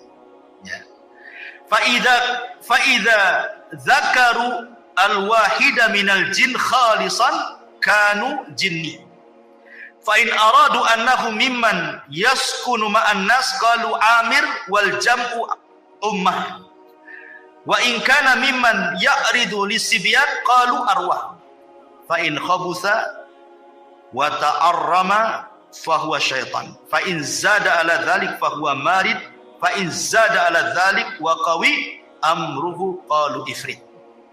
Jadi jin itu kalau jin murni maka disebut jin. Memang jin murni dia. Ya. Dia tidak macam-macam. Ya, dia tidak ganggu. Ya, jin muslim lah gitu ya. Enggak ganggu dia. Ya jin-jin gitu saja. Ya. Kemudian yang kedua, kalau yang tinggal bersama manusia yang di rumah-rumah antum tuh, setiap rumah ada jin. Ya, maka disebut amir atau jamannya ammar atau ummar. Ya. Kemudian yang ketiga, jin yang mengganggu anak kecil. Itu disebut arwah. Kan ada anak kecil itu, kok ada apa ya di situ? Nah, ya, anak-anak kecil kan, kadang-kadang ngomong begitu kan. Itu bukan punya indera keenam, bukan indigo, bukan orang sakti itu. Kan ada tuh orang dibilang anak saya sakti karena melihat setan, melihat jin. Bukan indigo, itu orang kena kerasukan jin. Diruqyah anak kayak gitu. Nah itu yang ganggu-ganggu anak-anak kita itu disebut arwah. Kadang-kadang dia nunjuk ke gelap. Kok nampak itu? Kita nengok tak ada apa-apa. Anak kecil ini ngomong ada di situ. Yang lambe-lambe dia katanya. Nah, itu disebut arwah. Ya kan? Kemudian yang keempat, yang jahat dan sering mengganggu itu disebut setan. Nah kalau jin yang jahat disebut setan. Ya. Kalau yang di atasnya setan lebih jahat lagi, itu disebut marid. Sampai ada dukun Yaman yang paling sakti, dia pernah menyihir ulama. Sampai buhulnya itu berapa meter. Pakai kain, itu jarumnya berapa ribu jarum. Dikubur di kuburan. Tobat dia. Ya, dia cerita. Dukun nih, habis tobat karena dia nyesel, mengusir ulama masalahnya kan. Tobat. Dia menceritakan ya, tentang ditanya soal jin yang tidak mungkin beriman sama sekali. Dia mengatakan namanya marid. Itulah yang kemudian oleh Nabi SAW disebut bahwa kalau datang bulan Ramadan, maka setan-setan diikat. Siapa yang diikat? Jin marid ini yang diikat. Karena ini jin yang paling jahat. Dia tidak ada jin marid yang beriman. Jahat sekali mereka. Ya, makanya diikat jin-jin yang ini. Tapi yang lain-lainnya tetap aja dilepas. Ya. Jadi tidak semua setan diikat di bulan Ramadan. Ya, karena ada hadis yang mengatakan, ketika Rasul mengatakan idza ja'akum Ramadan futihat abwabul jannah wa ghuliqat abwabun niran wa sufidati syayatin, dan setan diikat. Di riwayat yang lain maradatus syayatin, jin yang marid itu yang diikat, yang jahat sekali. Ya, makanya di bulan Ramadan wajar masih ada juga orang yang tak puasa kan. Nah, itulah jin yang lepas tuh yang tak puasa, ya kan. Kemudian yang paling jahat lagi, di atasnya marid ada lagi, dan lebih garang lagi dia. Nah, itu disebut ifrit. Dia kuat. Makanya di zaman Nabi Sulaiman, apa kata ifrit? Aku bisa pindahkan istana Balkis sebelum kau berdiri, katanya. Ya kan? Saking kuatnya. Itulah bawahannya iblis. Ifrit. Dia bisa pindahkan istana Ratu Balkis sebelum Sulaiman berdiri lagi. Nah, itu istilah-istilah yang disebutkan para ulama. Kemudian juga Nabi SAW mengatakan al-jinnu salah satu asnaf. Jin itu ada 3 jenis. Ya. Sinfun lahum ajnihatun yatiruna fil hawa, wa sinfun hayyatun wa kilabun, wa sinfun yahilluna wa yat'anun. Nabi SAW mengatakan dalam riwayat Tabrani dan Al-Hakim dengan sanad yang sahih, jin itu 3 kelompok. Yang pertama jin yang bisa terbang. Jin itu bisa terbang. Makanya kenapa mereka punya maqaidu di sam'i, di atas awan mereka punya pos-pos. Mereka terbang ke awan. Ya, kemudian mereka buat pos di atas awan, nanti dari pos itulah mereka saling panjat pinang. Ya, satu jin ke jin sampai ke langit. Kemudian yang paling atas mendengarkan ucapan malaikat. Ah, disitulah mereka mencuri dengar. Ah, kemudian akhirnya disampaikan ke jin yang bawahnya sampai yang di pos yang di atas awan itu. Baru setelah itu dia turun ke bawah terbang, jadi dukun. Kemudian jualanlah kalimat-kalimat Bani Piro kan itu. Ini saya punya kabar bagus. Nah, terjadi kerjasama antara jin dan dukun. Itu pun kalimat yang hak dicampur adukan 99 kedustaan. Ya, baik. Kemudian ada jin yang berbentuk ular dan anjing. Ya, ada jin itu yang berbentuk ular dan anjing. Bahkan Syekhul Islam Ibnu Taimiyah rahimahullahu taala bahwa jin itu bisa menyerupai apa saja. Bisa menyerupai apa saja, kecuali Nabi. Gak bisa. Jin tidak bisa menyerupai Nabi. Tapi selain Nabi bisa. Ya, bisa menyerupai. Makanya kenapa saya pernah bertanya kepada salah satu guru saya. Waktu saya belajar di Yaman, belajar kitab Fathul Majid, Sarah Sahih kitab Tauhid. Jadi saya tanya, namanya Syekh Adnan. Ya, Syekh, saya kebiasaan di kampung saya cerita, agak panjang cerita. Waktu saya di kampung di Jawa Barat, di Majalengka sana, ada tukang mabok. Ya. Jadi zaman dulu preman-preman itu, mereka bukan kayak sekarang merek-merek homer itu kan macam-macam ya. Kalau dulu kan paling tinggi cap janggut, ya kan? Anggur cap janggut. Ya. Kalau kalau dulu kan. Itu sudah mabuk tuh minum itu. Jadi preman-preman desa ini buatlah lomba mabok-mabokan. Karena satu botol tidak puas, akhirnya apa? Dicampur dengan spiritus. Jadi campur dengan spiritus. Kurang kuat juga dicampur dengan pil BK. Untuk pil BK, untuk anjing gila. Jadi dioplos tuh. Bayangkan, anggur, kasih spiritus, kasih pil BK. Gimana? Overdosis mati. Mati kepala preman itu mati. Beberapa orang mati, preman juga mati gara-gara overdosis. Jadi zaman bahula kan, zaman dulu itu, preman tuh paling takut dengan hantu. Orang-orang dulu kan takut kalau cerita-cerita setan, karena banyak tahayulnya orang-orang desa. 1 minggu nggak ada orang berani keluar, gara-gara kematian itu. Karena nggak wajar matinya kan. Akhirnya banyaklah tahayul. Orang-orang desa, oh katanya aku melihat preman itu sedang duduk di jembatan. Gitu. Ya. Di tempat saya itu ada namanya jembatan Harewos. Nah, di situ ada, di Harewos itu katanya ada dia sedang duduk. Jadi saya tanyakanlah cerita ini kepada Syekh Adnan. Mungkin nggak saya bahwa orang mati ini bisa hidup lagi? Karena ini cerita nyata gitu. Ini dongeng dari desa saya, ya, di Majalengka sana. Katanya saya itu mungkin saja. Tapi bukan orang mati itu hidup lagi, bukan itu. Tetapi itu adalah jin korin. Setiap manusia itu punya jin korin, kata Syekh. Nah, yang tahu tentang sifat kita, ya bentuk kita itu jin korin kita, karena sejak lahirnya sudah ada pada badan kita kan gitu.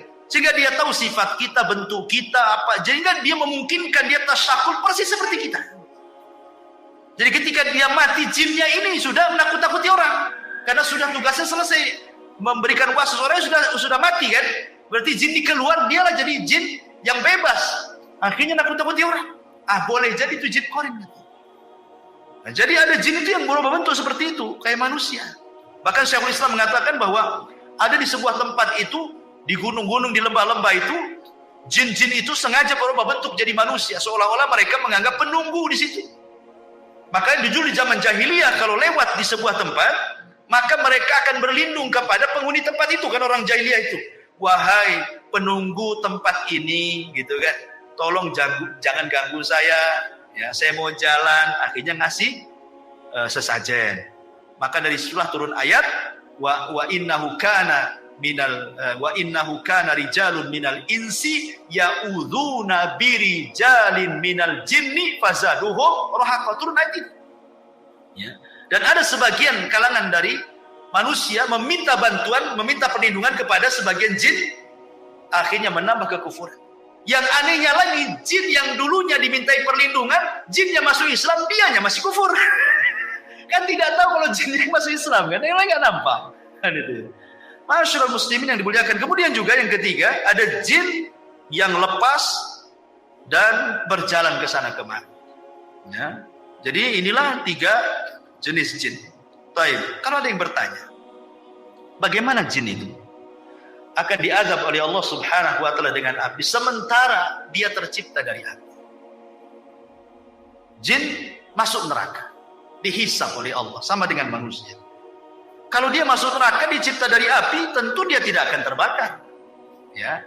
Maka ini dijawab oleh Asy-Syaikh atau Al-Imam Ibnu Aqil dalam kitabnya Al-Funun bahwa jin itu tetap merasakan azab, merasakan sakit kalau dibakar dengan api. Sebagaimana manusia juga kalau ditumbuk tanah juga sakit. Karena maksudnya jin tercipta dari api itu asal penciptaannya sama dengan Adam, asal penciptaan dari manusia. Tapi anak turunannya tidak dari tanah. Ya dari ibu bapak. Makanya kalau antum ambil pisau, antum kemudian iris tangan antum, yang keluar kan bukan pasir, bukan tanah, ya darah kan begitu. Berarti bukan lagi tanah. Jadi hanya Adam saja. Sebagaimana juga dari kalangan jin itu yang diciptakan cuman bukan iblis, ya di atasnya iblis lagi. Ya Sumiyah itu siapa namanya, kata Imam Nukatsir dalam Bidawaniyah. Ya iblis ini kan ceritanya panjang. Dalam cerita Israiliyat disebutkan, ini cerita Israiliyat, tidak ada Quran, tidak ada di dalam sunnah. Jadi ketika jin itu merusak di bumi, ya, maka malaikat diturunkan untuk memenjarakan orang-orang jin-jin yang jahat. Kalau tidak mau tobat, mereka akan dibunuh, dipenjarakan, dibuang. Sehingga kemudian anak pembesar jin itu, bayinya diambil oleh malaikat, dibawa ke langit, dibesarkan di langit. Jadilah kemudian dia jin yang soleh karena hidup bersama para malaikat. Akhirnya dia kemudian bejat karena tidak mau sujud, jadilah dia iblis. Nah, gitu ya. Wallahu a'lam. Itu kan cerita Israeliat. Tapi yang jelas bahwa itu asal penciptaannya saja dari api. Anak turunannya bukan api. Jadi kalau dibakar dengan api ya tetap sakit. Buktinya adalah Nabi SAW pernah diganggu ifrit dalam sholatnya. Dicekiknya ifrit itu sama Nabi. Ludahnya keluar, terasa dingin. Kenapa nggak terbakar tangan Nabi? Bukankah katanya dia tercipta dari api? Berarti kan sudah bukan api lagi. Yang kedua, riwayat bahwa Nabi SAW pernah mau didatangkan Syihab binan nar. Jadi jin ini membawa kayu bakar yang ada apinya dan hendak membakar wajah Nabi. Nah, kalau memang dia tercipta dari api, ngapain bawa kayu bakar, bawa api? Tangannya aja disentuhkan gitu. Kan terbakar dia. Ya kan? Tunjukkan bahwa dia bukan lagi dari api kan itu. Itu kan bapak moyangnya aja yang dari api. Turunannya ya dari bapak ibunya jin lah kan itu. Karena jin juga nikah sama dengan kita. Jin itu loh kurang lebih kehidupannya dengan manusia. Ada RT, ada RW, ada lurah. Ada kecamatan, ada pemilunya juga. Ada partainya juga. Bermadhab juga. Ada Syafi'i, Maliki, Hambali, Zahiri. Ada Syiah juga. Ada mut'ah juga mungkin mereka. Apa mereka berorganisasi? Anda tahu. Apakah mereka ikut organisasi apa gitu? Wallahu alam. Tapi yang jelas kehidupan mereka sama dengan manusia, kurang lebih. Ya, tidak kurang, tidak lebih. Baik, kemudian jin mukallafun. Jin mukallaf. Artinya mukallaf itu sama dengan manusia juga, disuruh sholat, puasa, zakat, haji. Persis. Quran yang kita baca itu juga Quran yang dibaca mereka. Ya, hadis yang kita baca itu pun hadis yang dibaca mereka. Karena nabi mereka dari manusia. Ya, jadi jin itu kebanyakan belajar agama kepada manusia. Jadi kalau jin belajar agama kepada manusia jadi ustaz. Tapi kalau manusia belajar ke jin jadi tukang sihir. Terbalik kan. Jadi jin itu belajar agamanya kepada manusia. Karena nabinya juga manusia. Wa inna minna salihuna wa inna minna salihuna wa minna duna dzalik kunna tara'iqa qidada. Di antara kami ada yang soleh, ada yang tidak soleh, kami bertingkat-tingkat. Kemudian juga makanan jin disebutkan dalam sebuah hadis Abdullah bin Mas'ud radhiyallahu anhu. Jadi ketika Nabi SAW diundang untuk ceramah di kalangan jin, bagaimana Rasul tahu bahwa di situ ada jin berkumpul ribuan? Ya tentu malaikat yang kasih tahu. Rasul kan tidak melihat jin. Ya, malaikat ngomong, kamu ke sana, itu ditunggu oleh bangsa jin, ceramahlah kau di sana kan itu. Nah, setelah Nabi SAW berceramah, ketika itu kemudian jin-jin ini bertanya soal makanan. Kata Rasul SAW, ya, maka Rasul mengatakan, lakum kullu azmin dzakara smallah alaihi yaqa'u fi aydikum aw farama yakunu lahman. Kata Nabi SAW, makanan kalian adalah tulang yang habis dimakan orang. Kemudian ketika sudah habis dagingnya, ketika dibuang ke tong sampah, orang ini membaca basmalah, kemudian dibuang. Nanti akan kembali daging. Ya, jadi antum kalau makan sop tulang, ya kan? Itu banyak tulangnya tuh. Ya. Pokoknya yang tulang-tulang lah, tulang ikan, tulang apa, tulang iga. Ya. Ketika antum lempar ke tong sampah, baca basmalah supaya antum sedekah ke saudara antum dari kalangan jin. Sebab kalau antum baca basmalah, nanti daging itu akan balik. Cuman kita tidak melihatnya. Kalau melihatnya tak jadi antum buah. Kok balik lagi dagingnya? Itu makan lagi. Tentu enggak, maksudnya kan yang lihat mereka saja. Ya, balik lagi tuh dagingnya dan itulah makanan mereka. Cuman kadang-kadang kita bakhil. Ya, di prestonya pula lah ikan itu. Tulang-tulang yang tuh makan. Tak ada sedekah-sedekahnya sama jin gitu ya. Jadi kata Nabi tulang, makanya ketika Nabi SAW melarang tidak boleh istijmar, memerintahkan istirmal jangan batu, kata Rasul, jauhi tulang dan kotoran. Ya, karena itu makanan jin, kata Nabi SAW. Ya. Kemudian juga setiap makanan yang tidak disebut nama Allah yang saya katakan, antum makan apa saja antum tak baca basmalah, jin ikut. Ya, jadi setiap makanan yang tidak disebut nama Allah Subhanahu wa taala, dan tentu ada makanan lain yang kita tidak tahu. Ya. Adapun tempat-tempat jin disebutkan dalam beberapa riwayat. Yang pertama, tempat syaitan atau tempat jin adalah pasar. Pasar itu tempat syaitan, tempat jin jahat. Nabi SAW mengatakan, la takunanna in istata'ta awwala ma yadkhulu suq wala akhira man yakhruju minha fa innaha ma'raqatu syaitan wa biha yansibu rayatahu, kata Rasul. Jangan, kalau bisa lah, jangan menjadi orang yang pertama masuk pasar, dan jangan menjadi orang yang terakhir keluar pasar, kata Rasul. Jangan yang pertama kali kau masuk pasar, jangan pula yang terakhir masuk keluar pasar. Kenapa? Karena pasar itu tempat perangnya setan. Disitulah setan menancapkan bendera perangnya, genderang perangnya itu. Ayo perang dengan saya. Makanya tidak ada maksiat di luar pasar kecuali ada semua dalam pasar. Sebutkan maksiat di luar pasar apa yang tidak ada? Ada semua. Syirik, banyak yang taruh tangkal-tangkal di warung-warung. Kan itu ya. Apalagi orang maki-maki di pasar, orang sumpah palsu, wallahi semua di pasar itu. Orang yang nipu, orang yang ngurangi takaran, timbangan, meteran, semua ada di pasar. Ya, makanya itu tempat setan. Makanya ada doa orang masuk pasar itu, berdoa. Ya. Kemudian yang kedua, tempat setan adalah kamar mandi hammam. Makanya kita disuruh berdoa, Allahumma inni a'udzubika minal khubthi wal khaba'is. Aku berlindung dari setan laki-laki dan perempuan, karena itu memang tempat jin, syaitan. Ya.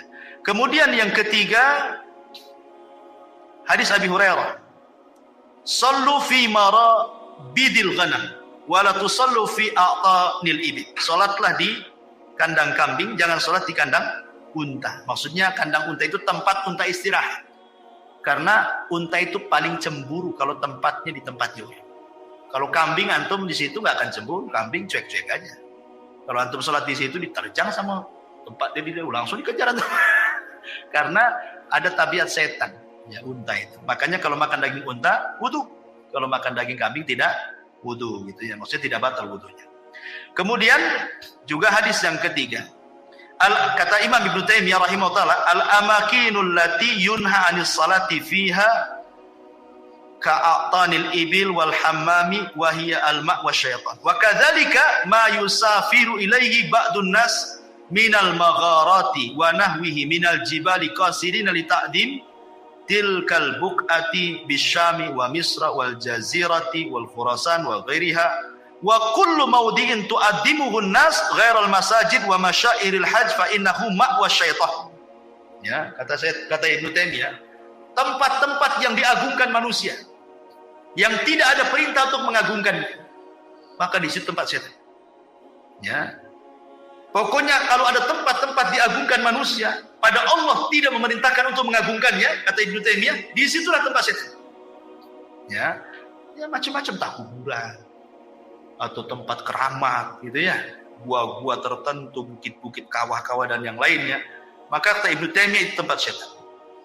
Kemudian hadis Abu Qatadah, hadis Qatadah dari Abdullah ibn Sarjis radhiyallahu an, Nabi SAW mengatakan, naha an yubala fil hujri. Rasul melarang tidak boleh kencing di lubang. Ya, nah itu kalau toilet itu kloset ada lubangnya, bukan, maksudnya di tempat yang terbuka, maksudnya tadi hutan, tadi padang pasir, ada lubang di situ kan, jangan kencing di lubang. Kata Qatadah ketika ditanya kenapa, alasannya, maka beliau mengatakan innaha masakinul jin. Bisa saja di situ dijadikan tempat jin. Ya, pokoknya kalau kencing lihat-lihat ada lubang enggak. Takutnya lubang ular pula juga di situ kan. Keluar bahaya tuh ya. Kemudian Imam Nawawi juga mengatakan as-salatu fi ma'was syaitan makruhatun bil ittifaq. Salat di tempat yang di situ sudah dijelaskan tempat setan hukumnya makruh. Seperti tempat-tempat minuman khamar. diskotik, bar-bar, tempat maksiat. Nah, itu tempat setan di situ. Jangan sholat di situ makruh. Ya. Nah, jadi termasuk juga beliau mengatakan wal kanais wal biya'i wal khusyushi wa nahwi dzalik. Termasuk juga di kanais tempat-tempat ibadahnya non muslim, ya kan? Dan begitu seterusnya, tidak boleh sholat di situ makruh. Taib. Kemudian yang terakhir karena waktu juga membahas tasyakul wa tasawur al-jin, bahwa jin bisa tasyakul, bisa beralih rupa karena izin Allah Subhanahu wa taala. Tetapi ingat, bahwa tidak semua jin bisa beralih rupa kecuali sudah menghabiskan semua tenaganya. Sebenarnya kalau jin itu beralih rupa, ikhwan, berarti dia sudah lemah sebenarnya. Jadi kalau seandainya antum jalan kemana lah, di kuburan mana gitu, di Tamiang atau di mana gitu, ya kan, kok nampak ada pocong gitu, ya. Berarti itu jin, setan itu sudah menghabiskan tenaganya, sudah lemah dia. Jadi nggak perlu takut lagi gitu maksudnya. Lemah kalau jin sampai kemudian beralih rupa, sudah menghabiskan tenaganya. Ya. Jadi justru kalau makin berani dia lemah sebenarnya.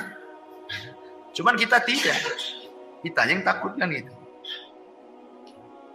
Kemudian juga ada yang mengatakan dalam sebuah referensi itu bahwa sebenarnya jin itu beralih rupa karena dukun. Jadi di kalangan jin itu ada dukun juga.